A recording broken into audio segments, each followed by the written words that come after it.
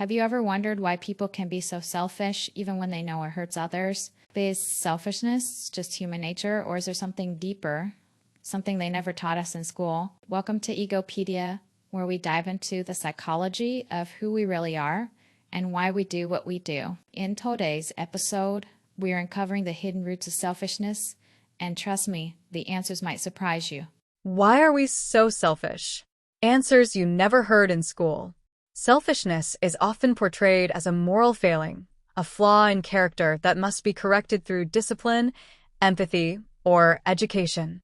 But beneath the surface of this oversimplification lies a rich web of evolutionary pressures, psychological defenses, cultural conditioning, and survival mechanisms that shape the human tendency to prioritize the self. This paper explores lesser-discussed origins of selfishness, those rarely examined in conventional education. By reframing selfishness, not as a fixed trait, but as an adaptive response to life's complex environments, we invite a more compassionate, holistic understanding of ourselves and others. Ask a classroom of students why people are selfish, and you might hear answers like because they're greedy or because they don't care about others. Mainstream education often frames selfishness as a moral issue, one that can be corrected by teaching ethics or promoting empathy. But this explanation misses a deeper truth. The real question is not whether we should be selfish, but why we are wired that way to begin with. This article explores a neglected view that selfishness is not a bug in the human system, it is a feature, a deeply rooted survival strategy shaped by evolution, psychology, trauma, and societal systems. 2. Evolutionary roots of selfishness. Long before modern civilization, humans were vulnerable mammals in an unforgiving natural world. Those who prioritized their own food, safety, and reproduction were more likely to survive and pass on their genes. The selfish gene hypothesis. Richard Dawkins' concept of the selfish gene argues that genes themselves are inherently selfish. They behave in ways that maximize their replication, even if it comes at a cost to the organism. From this view, altruism is not a moral victory over selfishness, but often a disguised form of it. Helping a close relative, for example, increases the chances of shared genes surviving. Kin selection and reciprocal altruism. While cooperation evolved, it often did so through self-serving logic. Kin selection explains why we sacrifice for family. They carry our genes. Reciprocal altruism, I help you today so you'll help me tomorrow, is another strategy that looks selfless but is deeply rooted in self-preservation. To understand selfishness at its core, we must begin not in the classroom, but in the savannas and forests where early humans evolved. Here, every action was a matter of life or death.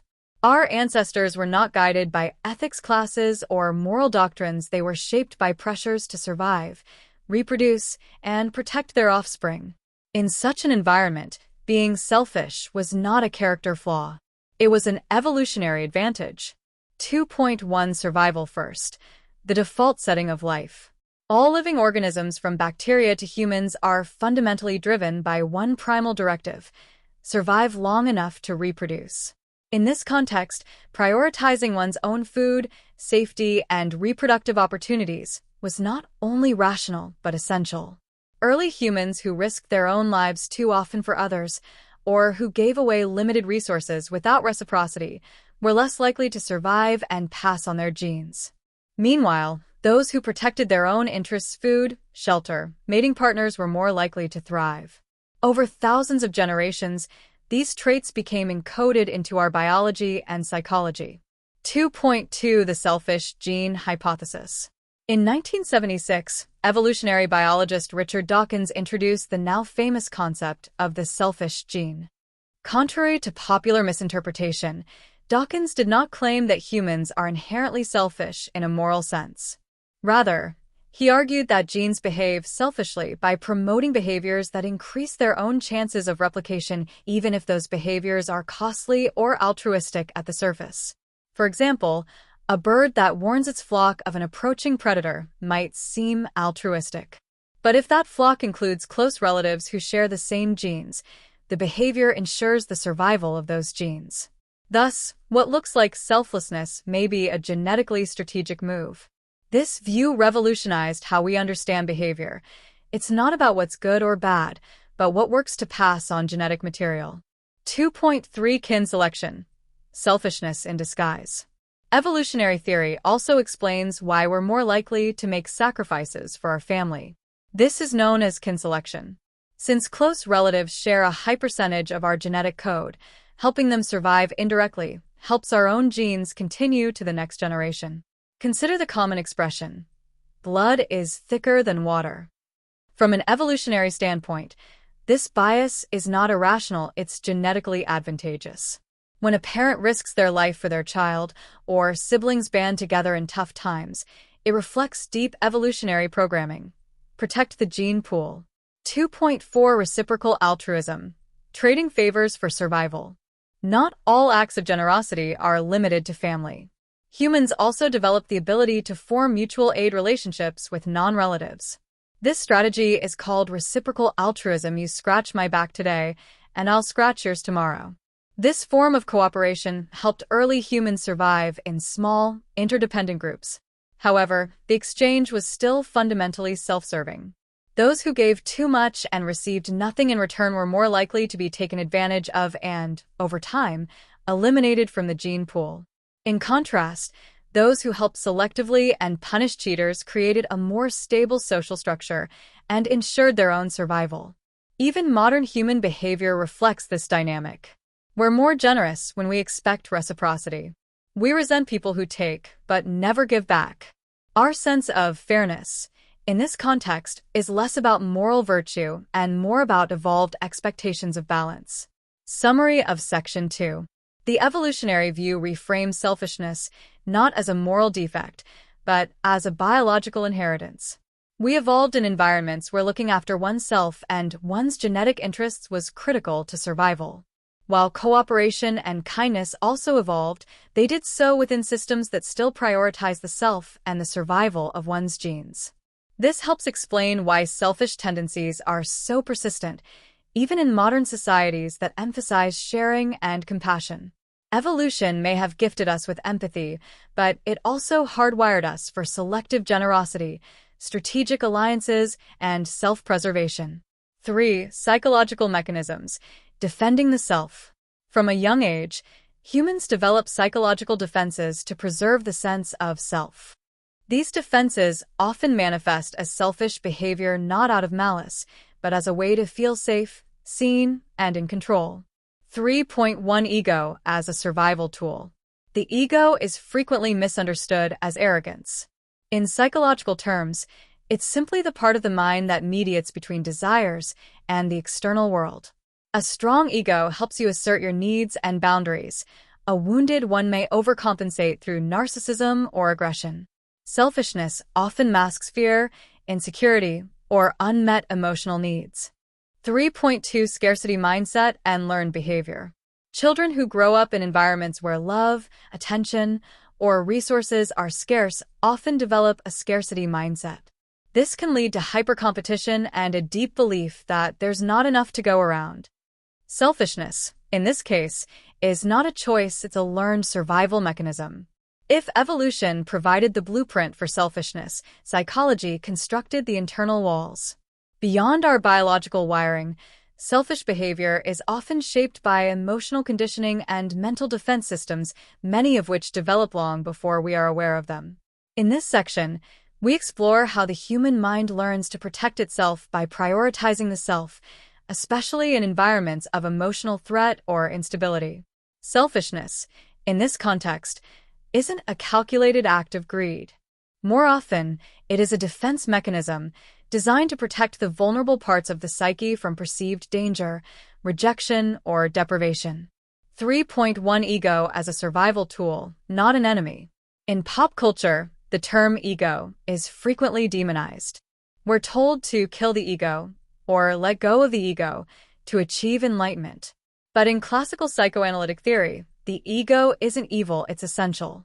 According to Sigmund Freud's structural model of the psyche, the ego mediates between the instinctual drives of the id, the moral rules of the superego, and the demands of external reality. In simpler terms, the ego is the self's negotiator, helping us function in a complex world. A well-regulated ego enables us to assert our needs, navigate relationships, and make decisions that balance self-interest with social norms. But when the ego is wounded due to trauma, chronic stress, or unmet emotional needs, it may become overly defensive. This can manifest as selfishness, arrogance, or controlling behavior. These traits, often viewed as personality flaws, are in fact psychological armor built to protect a fragile inner self. 3.2 The scarcity mindset. When the self learns to hoard. Much of our behavior is shaped not by actual scarcity, but by perceived scarcity. If a child grows up in a home where affection, attention, or safety is inconsistent, they may develop a belief that resources, emotional or physical, are limited. This mindset often persists into adulthood. Psychologist Stephen Covey coined the term scarcity mindset to describe the belief that there's only so much to go around. In this worldview, someone else's gain is seen as your loss. Generosity feels dangerous. Trust is difficult. Sharing feels like a gamble. This psychological imprint doesn't emerge from a greedy nature, it's a learned response to emotional insecurity. People with a scarcity mindset may behave selfishly not because they want more, but because they're afraid of having nothing. 3.3 Defensive selfishness and the fear of vulnerability. Selfish behavior can also emerge from the fear of vulnerability.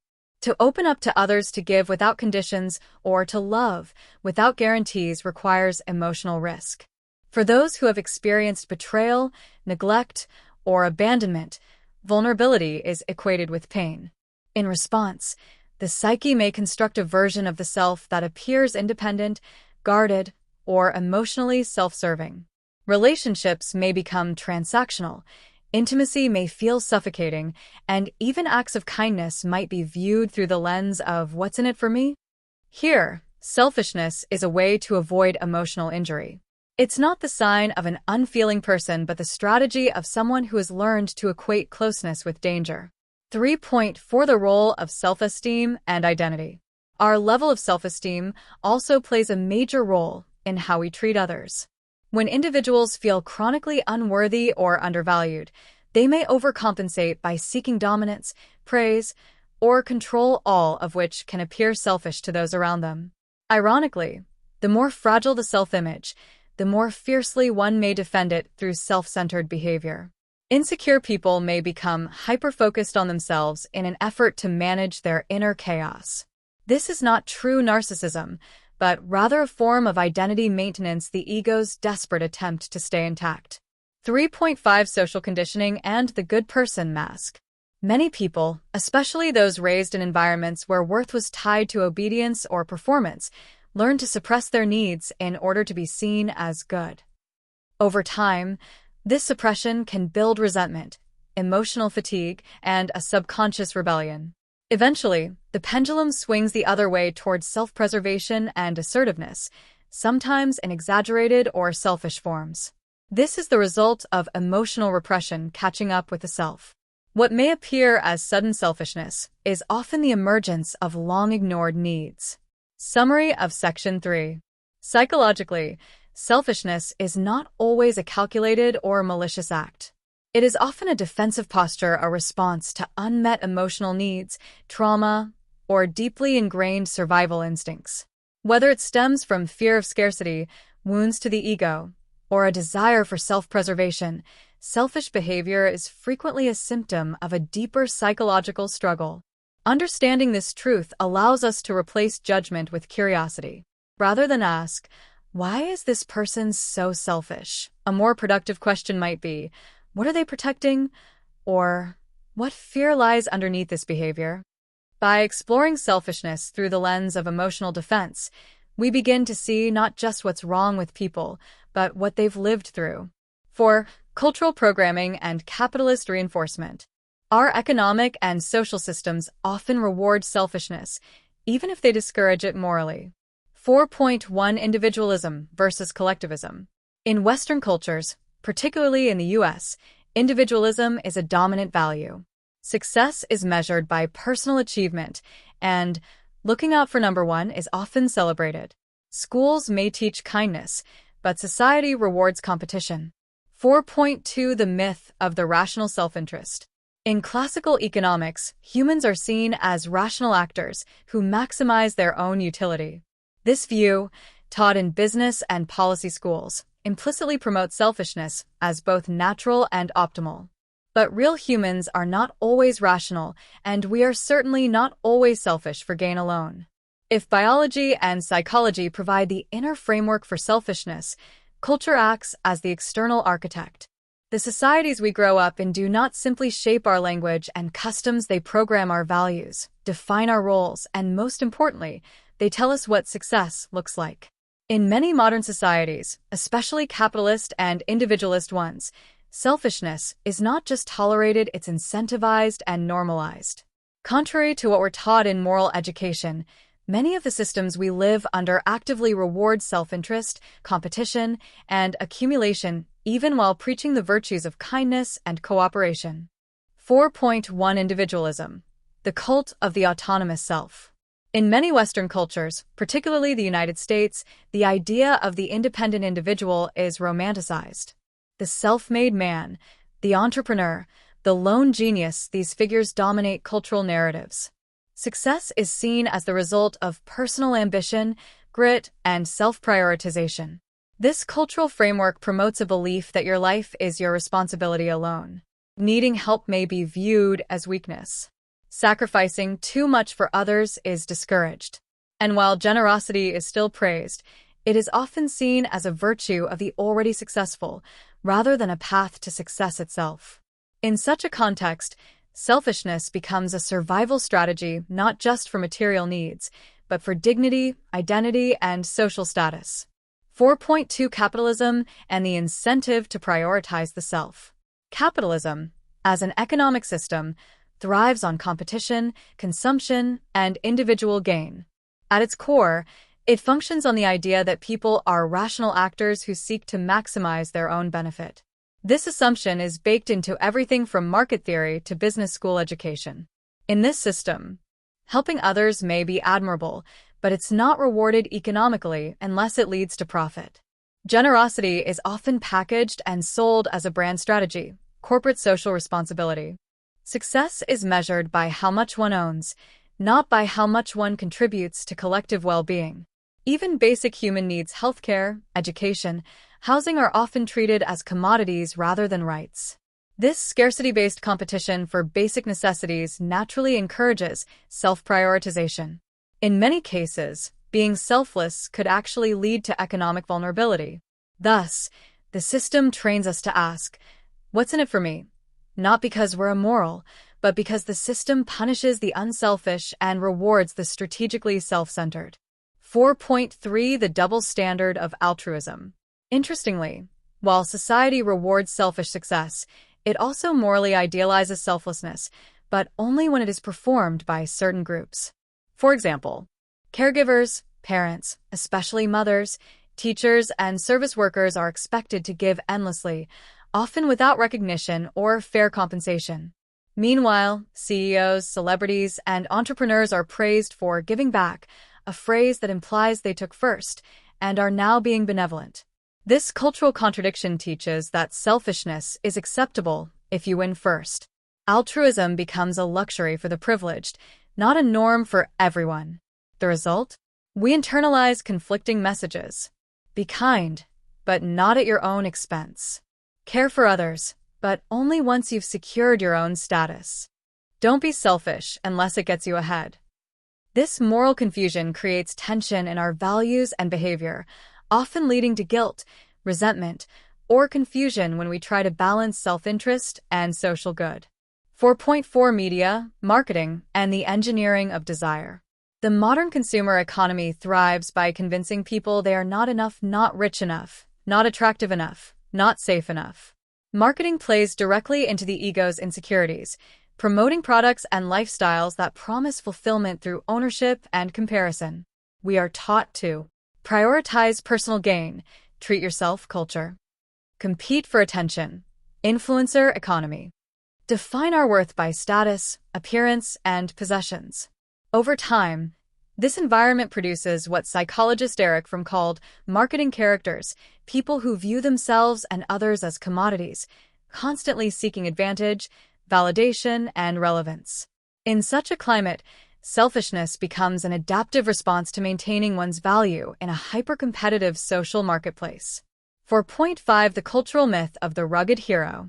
From ancient myths to modern superhero franchises, we are inundated with stories of solitary heroes who triumph through strength, wit, or willpower. Rarely do these heroes win by collaboration, humility, or collective action.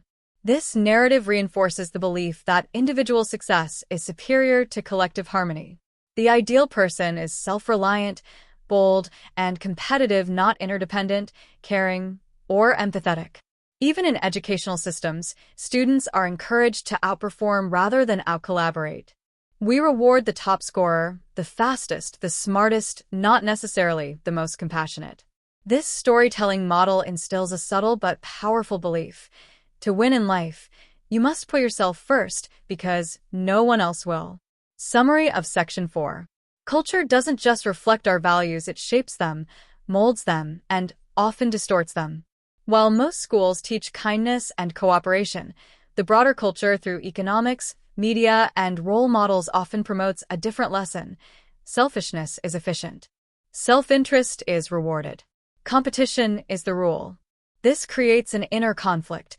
We aspire to be generous, yet feel compelled to act in self-interest just to survive or succeed. Understanding this contradiction allows us to better navigate it not with guilt, but with clarity.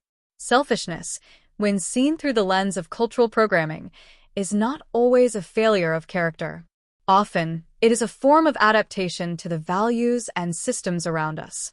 5. Selfishness as trauma response. Another angle rarely taught in school is the role of trauma in shaping selfishness. Traumatized individuals often become hypervigilant, self-protective, and emotionally unavailable not by choice, but by neurological imprint. 5.1 The brain on survival mode. When a person has experienced emotional neglect, betrayal, or abandonment, their nervous system may remain in a constant state of fight or flight. In this state, the brain focuses on immediate self-preservation, shutting down empathy and long-term reasoning. 5.2 Emotional hoarding.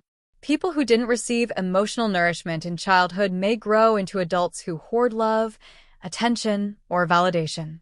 Their selfishness is a mirror of their unmet needs, not a moral flaw. When we think of selfishness, we often picture arrogance, greed, or narcissism. But what if some forms of selfishness are not about malice or entitlement, but about survival and emotional protection? In psychological terms, selfish behavior can often be traced to trauma, a wound to the self that never fully healed. This section explores selfishness not as a personality flaw, but as a defensive strategy developed in response to past pain, instability, or neglect. 5.1 What is trauma really? Trauma is not always about catastrophic events like war or abuse. It can also arise from chronic emotional neglect, abandonment, betrayal, or the repeated experience of not feeling safe, loved, or seen. According to trauma expert Dr. Gabor Mate, trauma is not the bad thing that happened, it's the internal wound we carry from that experience. This wound can lead to deep emotional distrust, making connection feel dangerous and generosity feel risky. In this state, the person may begin to prioritize self-preservation above all else, not out of greed, but because their nervous system has been trained to expect pain, loss, or betrayal. 5.2 Emotional withholding as a safety mechanism.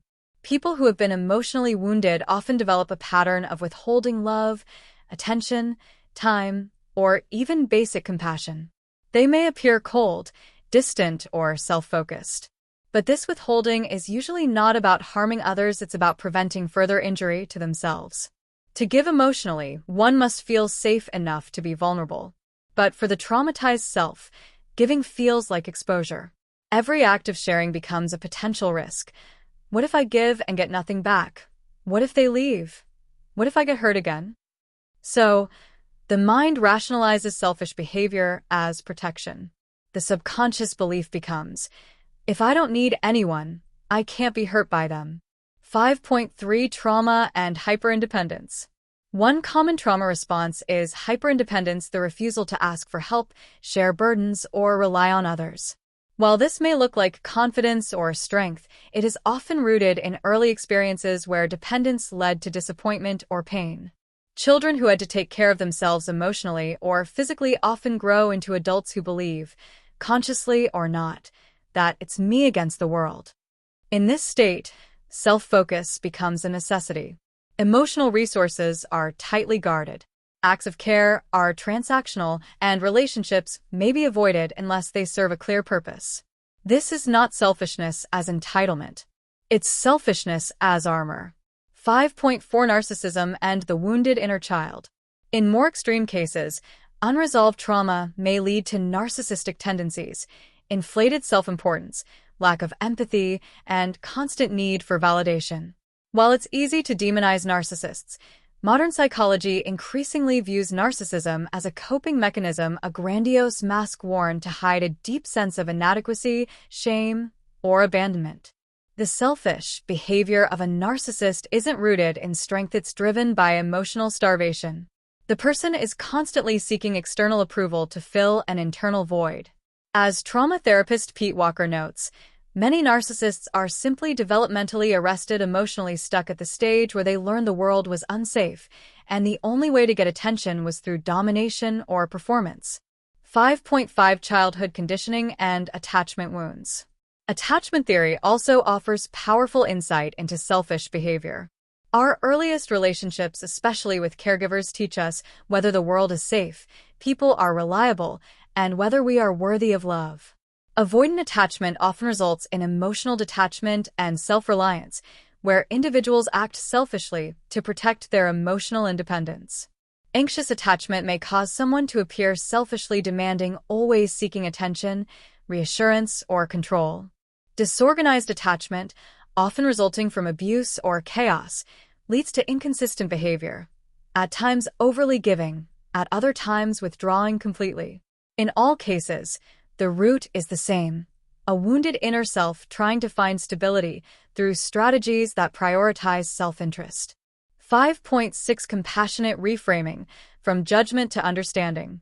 Once we recognize that selfishness can be a trauma response, we shift from moral judgment to empathic inquiry.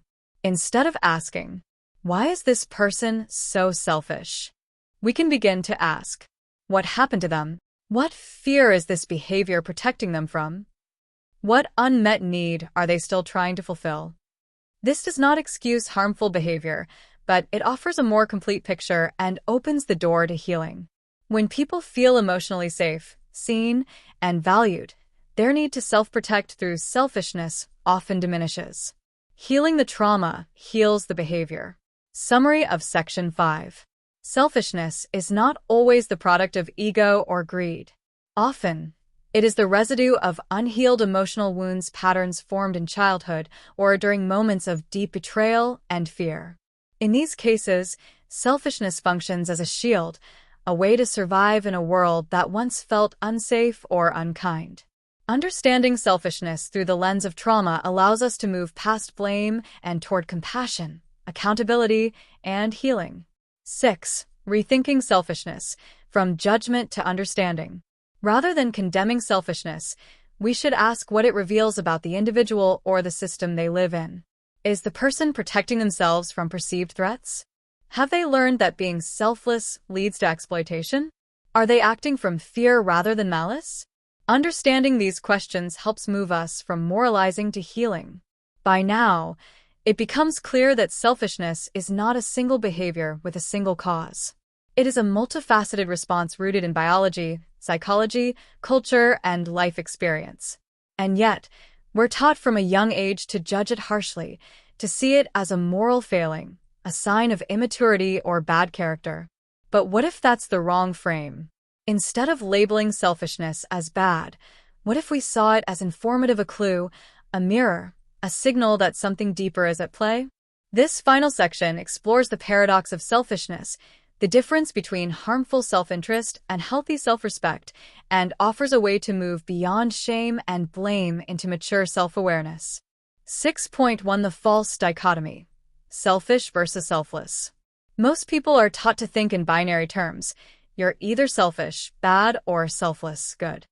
But reality is far more nuanced. There is a spectrum. On one extreme, toxic selfishness where one exploits, manipulates, or harms others for personal gain. On the other, self-sacrifice to the point of burnout, where one gives so much that they lose themselves. In between lies what we might call healthy selfishness or self-prioritization, a space where we meet our own needs without harming others, assert boundaries without guilt, and care for ourselves so we can care more sustainably for others. The key is not to eliminate selfishness, but to transform it into conscious, responsible self-respect. 6.2. When selfishness is actually healthy. Consider the following scenarios. Saying no to a request when you're emotionally drained. Taking time for rest, even when others expect your availability. Choosing a job that supports your mental health, even if it disappoints others. Speaking your truth in a relationship instead of suppressing it to maintain peace. These are often called selfish acts. But are they truly? Or are they examples of emotional maturity, recognizing that you matter? 2. This kind of selfishness is not about indifference to others. It's about inclusion of the self in the circle of compassion. It's recognizing that martyrdom is not sustainable and you cannot pour from an empty cup. 6.3. Empathy without enabling. Understanding the roots of selfish behavior in others or ourselves doesn't mean we excuse harm. Empathy is not permission, but it does shift our response from reaction to reflection. Instead of attacking selfish behavior with judgment or resentment, we can ask, what boundary do I need to set? What need is this person trying to meet? Is there space for a healthier way forward? Empathy allows us to respond with clarity, not by enabling the behavior, but by recognizing its emotional function and choosing firm, kind boundaries in response. 6.4. Self-awareness as the antidote to destructive selfishness. The most dangerous selfishness is not the conscious kind, it's the kind we don't realize we're practicing. Many people act in self-interest while believing they are being fair, neutral, or even generous. This happens when we justify overworking others by claiming we're helping the team. Use kindness as a strategy to gain favor, not connection. Deny our selfish motives out of shame, pushing them into the unconscious. Only through self-inquiry, through asking ourselves hard questions, can we bring light to these blind spots. When we own our selfish impulses, we can manage them. When we deny them, they manage us. 6.5. A new definition of selfishness. What if we redefine selfishness not as a flaw, but as a signal? Selfishness is a signal that a need is unmet, a boundary is unclear, or a part of the self feels unsafe or unseen. This definition moves us out of moralizing and into mindfulness. It allows us to see selfishness not as something to eliminate, but something to investigate and integrate. It also encourages a more compassionate society, one that doesn't shame people for looking after themselves, but also holds them accountable when their self-interest harms others. Final reflection. So, why are we so selfish? We are selfish because we evolved to survive, because we were shaped by culture to compete, because we carry wounds that taught us to protect ourselves, because we sometimes forget we are part of something larger than ourselves. But we also have the capacity to reflect, to choose, and to transform. Selfishness, when unconscious, can be destructive. But selfishness, when acknowledged, examined, and balanced, can become a source of wisdom, boundaries, and authenticity. We don't need to kill the ego. We need to listen to it with compassion and then lead it instead of letting it lead us. What we were never taught. We were taught to judge selfishness but not to understand it. We were told it was wrong but never shown its roots. By exploring the biological, psychological, cultural, and traumatic underpinnings of selfish behavior, we develop empathy not just for others, but for the parts of ourselves we were told to hide. True progress lies not in suppressing selfishness, but in integrating it, recognizing when it serves us, when it harms others, and how we can build societies that nurture mutual care without erasing the self.